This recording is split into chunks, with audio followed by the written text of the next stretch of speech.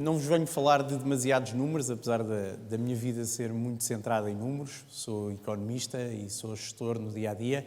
Mas hoje venho-vos falar do valor acrescentado da inclusão e, em concreto, do Inclusive Community Forum que lançámos em 2017 com a nova School of Business and Economics e sobre os objetivos desse fórum e dessa iniciativa. E queria-vos explicar isso em 3 andamentos diferentes. Em primeiro lugar, partir de uma história pessoal, que é a minha história, para vos mostrar como é que chegámos até esta iniciativa. Em segundo lugar, dar-vos conta do que é que pretendemos com o Inclusive Community Forum. E em terceiro lugar, retirar algumas implicações para aquilo que é a nossa vida em comunidade. Esta história, todas as iniciativas começam a partir de uma história e esta não é diferente. Esta é a história, uma história que é minha, mas também é da minha família, da minha mulher, a Carmo, e dos nossos 5 filhos. É a história da nossa família que nos leva até ao ponto em que estamos agora e à iniciativa que estamos a lançar. Nós, há 5 anos, decidimos adotar o nosso 5º filho. Nós tínhamos 4 filhos e há cerca de 7 anos lançámos nessa decisão e há 5 anos e meio veio para a nossa casa o Bernardo, que tem hoje 8 anos, a caminho de ter 9. O Bernardo, o nosso 5º filho, é mais novo que a nossa 4ª filha, cerca de 1 mês. Uma regra nas adoções, quando já se tem filhos, que o filho adotado seja mais novo que o mais novo, para não se quebrar uma certa hierarquia familiar. E o Bernardo chegou à nossa casa há cerca de 5 anos e meio e, quando chegou, uma das primeiras coisas que fizemos foi diagnosticar os problemas de saúde que o Bernardo tinha e tem, e foi apresentado que o Bernardo tem 99% de incapacidade.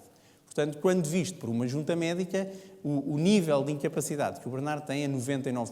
O Bernardo não vê, é totalmente cego, não fala, não andava, hoje começa a andar um bocadinho, e comunica de forma muitíssimo limitada. Atualmente o Bernardo deverá dizer 3, 4 palavras, 3, 4 sons que significam diferentes coisas e que nós interpretamos de uma forma bastante clara. Portanto, o Bernardo, que nasceu sem qualquer tipo de problema, foi vítima de maus tratos quando era recém-nascido, passou a ter este grau de incapacidade de 99% e chegou à nossa casa há 5 anos e meio, integrou-se na nossa família e é o nosso 5º filho. A nossa história com o Bernardo é uma história muito boa e aquilo que tem acontecido ao longo destes 5 anos é extraordinariamente positivo. Quer para nós, e queremos acreditar, também para o Bernardo tem sido uma história muito positiva, de enorme integração, de enorme valor acrescentado mútuo, mas, como é evidente, em qualquer família, em qualquer família com filhos, é uma história feita de desafios, de questões, de dificuldades, e esta também é uma história com dúvidas, com questões, com temas, com interrogações, quer nos outros nossos 4 filhos, têm 16 anos, 14, 10 e 8, quer também no Bernardo. E é destas interrogações, ao longo destes 5 anos e meio, que surgiu a ideia desta iniciativa do Inclusive Community Forum. Porquê? Porque ao longo destes 5 anos, em muitas circunstâncias, foram-se colocando perguntas, dificuldades, dúvidas relativamente ao Bernardo e à sua condição e às suas dificuldades, que em muitas circunstâncias parece que não tinham nenhuma resposta prévia.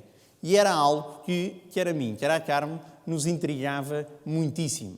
Perante uma dúvida, íamos à procura da resposta e parece que nunca ninguém tinha estado na mesma situação antes de nós. O que é que fazemos na escola? Como é que ele é acolhido? Que tipo de escolas é que existem? Deve passar para o primeiro ano quando fizer 6 anos ou é melhor ficar retido na pré? Temos que pedir um pedido de adiamento? Como é que se faz? Não existe de forma muito clara. E muitas vezes, perante algumas destas questões, nos perguntávamos como é que é possível que estas perguntas não estejam já respondidas, não estejam mais acessíveis. Seguramente que não somos os primeiros a ter este tipo de dificuldades. E começámos, sempre que alguma destas questões nos era colocada, a verdade é que a fomos resolvendo. A verdade é que, em todas as circunstâncias, percebemos que antes de nós, outros já tinham tido o mesmo problema e o tinham ido resolver, com mais ou menos dificuldade, com mais ou menos intensidade, mas sempre encontramos soluções. Muitas vezes, temos que reconhecer, muitas dessas soluções foram encontradas porque conhecemos muita gente, temos mais capacidade, mais recursos e, portanto, com 2 ou 3 telefonemas, com um conhecimento, com um amigo, com alguém que conhecíamos, fomos resolvendo as situações que se foram colocando, mas com a consciência clara que, perante situações semelhantes, outras pessoas, noutras circunstâncias, têm seguramente muita dificuldade em resolver e em navegar neste ambiente, na educação, nos apoios, nos subsídios, muitas vezes encontrando soluções à sua medida, mas pouco escaláveis. Muitas pessoas que resolveram o problema do seu filho, que numa associação pequenina, numa determinada geografia, foram encontrando as suas soluções e muito bem, tal como nós em cada momento estamos à procura, em primeira instância, da solução para o nosso filho Bernardo e essa é a nossa primeira prioridade. Mas começou-nos a surgir a ideia, porque é que nós não tentávamos contribuir um bocadinho para a comunidade e, a partir das dúvidas que nós próprios íamos tendo e íamos procurando resolver, procurar identificar soluções que possam ser escaláveis, que possam ser estruturais, que quando alguém se depara perante o mesmo tipo de problema, possa ter uma solução que foi testada, que está documentada, que pode ser aplicada. E que em vez de termos 50 soluções diferentes em muitos sítios, que passássemos a ter escala, que passássemos a ter estrutura, que passássemos a ter ideias que funcionam, que estão testadas e que podem ser alargadas. Perante esta ideia, procurámos encontrar alguém que pudesse ser nosso parceiro. Percebemos desde muito cedo que não era possível sermos nós, sozinhos, ou com amigos, ou com pessoas que conhecêssemos, a fazer isto de forma autónoma. E fomos ter com a Nova School of Business and Economics. Porquê? Porque conhecemos as pessoas de lá, porque temos boas relações, porque sentimos na Nova um espírito empreendedor, um espírito de contribuir, um espírito de querer fazer a diferença. E colocámos à Nova um desafio que foi: vocês estão disponíveis para, em conjunto connosco, lançar uma iniciativa que procure identificar as barreiras a uma melhor inclusão de pessoas com deficiência na comunidade, identificar as soluções, algumas delas que já hoje funcionam, perceber como é que podem ser escaláveis e depois testá-las de um modo prático no terreno e, se funcionarem, escalar essas soluções. E a Nova disse-nos de forma muito clara: estamos disponíveis para isso. E assim lançámos, em setembro de 2017, o Inclusive Community Forum, que está inserido na Nova SBE, que tem neste momento 3 pessoas a trabalhar a full time e que o que pretende fazer é exatamente isto: identificar barreiras à inclusão de pessoas com deficiência na comunidade, encontrar soluções que já hoje possam existir, apesar de ser numa escala mais pequena, cá ou internacionalmente, e a partir dessas soluções testá-las no terreno e depois escalá-las. Este é o objetivo do Inclusive Community Forum. O que é que vamos fazer então? O que é que vamos fazer? Como já vos disse, é um centro de estudos e um laboratório de ideias. Porque é um laboratório de ideias? Nós não queremos, apesar de estarmos numa faculdade, e é bom estarmos numa faculdade porque a faculdade está habituada a investigar, a perceber as causas subjacentes aos problemas, a ser rigorosa na forma como propõe as soluções. Portanto, uma faculdade é um sítio bom para fazer isto, mas não queremos que sejam modelos teóricos. Queremos testá-los no território. Temos variadíssimas IPSS a trabalhar connosco e a Câmara de Cascais disponibilizou-se para ser um território de teste. E, portanto, muitas das soluções que estamos a identificar, vamos testá-las em Cascais e, se funcionarem, vamos depois alargá-las. A ideia é promover uma comunidade bastante mais inclusiva. É muito bom podermos fazer isto no âmbito da Nova, com 5.000 alunos e professores, porque isto também aumenta o awareness para este tipo de problemas. Vamos, em cada ano letivo, identificar um problema e procurar que a comunidade educativa da Nova, alunos, professores, alunos de mestrado, empresas que estão associadas ao campus, se debruce sobre esse problema e procure encontrar uma solução para esse problema. Temos um conjunto alargadíssimo de stakeholders que se têm juntado ao projeto e lançámos em setembro, como já vos disse, e estamos agora de uma forma mais intensa a trabalhar. O tema do primeiro ano é o emprego. Tínhamos várias hipóteses, mas no contexto do ecossistema da Nova, com tantas empresas na Nova SBE a participar no novo campus, entendemos que o primeiro tema poderia ser a empregabilidade de pessoas com deficiência. Como é que nós podemos contribuir para que mais pessoas com deficiência possam ter emprego? Para não ficar completamente fora dos números, ia-vos só dizer, passando aqui muito rapidamente alguns quadros, que a taxa de desemprego das pessoas com deficiência é tipicamente 2 vezes a taxa de desemprego de pessoas sem deficiência. O desemprego de longa duração é muito mais elevado do que nas pessoas sem deficiência. E porquê? Porque é difícil muitas destas pessoas conseguirem uma vaga, e só não é mais elevado por 2 razões. Porque muitas destas pessoas estão permanentemente em formação e, portanto, não contam para a estatística, e muitas destas pessoas não querem sequer tentar empregar-se. Portanto, há aqui uma dificuldade enorme neste tema. É algo que é claramente percebido em múltiplas circunstâncias. Portanto, é um problema importante, tipicamente negligenciado e com enormes externalidades negativas. O que é que nós identificamos como os principais obstáculos à empregabilidade de pessoas com deficiência? 3 temas diferentes. Em primeiro lugar, em muitas circunstâncias, em muitos casos, as próprias pessoas com deficiência ou as suas famílias não querem estar empregadas. Há muita resistência própria a procurar emprego, porque muitas vezes se tem medo do que se vai encontrar, tem-se medo de não ser integrado, tem-se medo de não se conseguir, tem-se medo de que não lhes facilitem a vida. E, portanto, muita gente não tenta sequer. E, portanto, não tem a predisposição para procurar emprego. Do outro lado do mercado, como diria o professor Pita Barros, as empresas muitas vezes não estão sequer aware para este tema.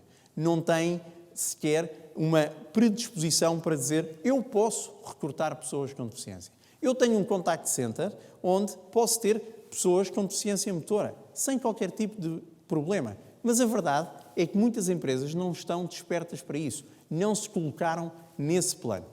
E em terceiro lugar, é que mesmo quando há predisposição de quem procura emprego e de quem tem vagas de emprego, os mecanismos de se encontrarem um com o outro não existem. Nós, quando estamos numa empresa e precisamos de alguém para uma determinada vaga, pedimos a uma empresa de recrutamento e seleção que nos encontre candidatos. As empresas de recrutamento e seleção não estão no mercado a considerar pessoas com deficiência. Não apresentam esses candidatos às empresas. E, às vezes, não apresentam sequer porque têm uma percepção de que a empresa não vai querer considerar. Ou, perante candidatos com o mesmo tipo de capacidades, não querem tomar o risco de abordar uma pessoa com deficiência. Portanto, vemos problemas no sourcing de candidatos, na existência de vagas, mas muito no matching, na existência deste mercado, na capacidade, por exemplo, de fazer um currículo, de explicar que capacidades é que eu tenho, apesar de ter algumas incapacidades, na capacidade de uma empresa de escrever uma função de uma forma que seja perceptível a quem está à procura de emprego que pode fazer aquela função. Portanto, à luz disto, estamos a fazer 2 programas, o Peer-to-Peer e o HR for Inclusion, que são 2 pilotos, em que neste momento no Peer-to-Peer temos 10 pessoas com deficiência e 10 alunos finalistas da Nova, que estão a viver em conjunto o processo de abordagem ao mercado de trabalho para arranjarem emprego. Estão a trabalhar em conjunto, uns para um tipo de empregos, outro para outro tipo, mas a percorrer o mesmo processo, a fazerem os currículos ao mesmo tempo, a treinarem para as entrevistas, a beneficiar do gabinete de placement da Nova de colocação de candidatos nas empresas, para que eles tenham mais confiança, mais capacidade, saibam como se apresentar às empresas. E estamos a fazer, com empresas de recursos humanos, um programa chamado HR for Inclusion, em que o que procuramos é que as empresas de recursos humanos, que têm hoje já processos de recrutamento muito robustos, incluam nesses processos de recrutamento, os adaptem, os ajustem na medida do necessário, percebam como é que se avalia este tipo de candidatos, para que possam incluir na sua dinâmica diária o recrutamento de pessoas com deficiência. Este programa tem tido uma enorme procura de algumas das maiores empresas portuguesas que se têm juntado ao Inclusive Community Forum para poderem eles próprios participar neste programa. Explicado que está o que é o Inclusive Community Forum, queria terminar com uma nota de um ângulo diferente e voltar à minha experiência pessoal e à experiência da nossa família. Como podem ver, a lógica primária do Inclusive Community Forum é procurar contribuir para melhorar a vida das pessoas com deficiência, para que elas estejam mais incluídas, mais acolhidas na comunidade. Mas a verdade é que os objetivos de uma iniciativa como esta não se esgotam nessa tentativa de contribuir para que a vida das pessoas com deficiência seja melhor. E, de facto, voltando à nossa história com o nosso filho Bernardo, com 99% de incapacidade, o nosso testemunho destes 5 anos é que o valor acrescentado do Bernardo para a comunidade em que está inserido é absolutamente extraordinário. O poder transformador de 99% de incapacidade na comunidade em que ele se insere é absolutamente extraordinário. E no mundo em que privilegiamos quem corre mais rápido, quem é mais inteligente, quem toca melhor, quem é o melhor professor, quem tem as melhores capacidades, e em que valorizamos e bem todas essas capacidades e esse valor acrescentado, aquilo que tenho para vos deixar é que o poder transformador de 99% de incapacidade é tremendo. A mudança que vemos na nossa família, na escola onde o Bernardo está, na comunidade em que ele se insere, aquilo que ele tem conseguido fazer, a razão de ser de uma iniciativa como esta, é motivada pelos 99% de incapacidade. Ou seja, a inclusão de pessoas com deficiência na comunidade é, antes de mais, um enorme valor acrescentado para a comunidade. A nossa comunidade é melhor se soubermos acolher, beneficiar e trazer para o nosso dia-a-dia as pessoas com deficiência, com mais incapacidade. Não valorizando os 99% de incapacidade, mas valorizando o 1% que trazem, que é enorme no seu poder transformador. Não valorizando o que não conseguem fazer, mas valorizando muitíssimo aquilo que conseguem contribuir. E por isso o desafio que vos deixo é que uma maior e melhor inclusão de pessoas com deficiência na comunidade não é um desafio apenas para essas pessoas e para as suas famílias, é um desafio de cada um de nós, porque a faculdade onde estudamos, a família onde estamos, as escolas onde andamos vão ser seguramente melhor se forem mais inclusivas destas pessoas, porque o seu poder transformador é muito superior àquele que os números podem parecer. Obrigado.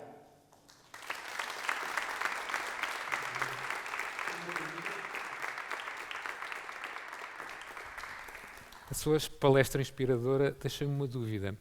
Este exercício que está a ser feito na Nova é único ou existem outras iniciativas semelhantes noutros países? Não, eu acredito que haja. Nós, para já, não identificámos, também não nos preocupámos muito em fazer isso, mas estamos preocupados em cada um destes temas, nomeadamente na empregabilidade, em entender o que é que está a ser feito noutros países relativamente à empregabilidade, e vemos muita coisa a acontecer noutros países sobre a empregabilidade e estamos a beneficiar disso. Muito obrigado. Obrigado.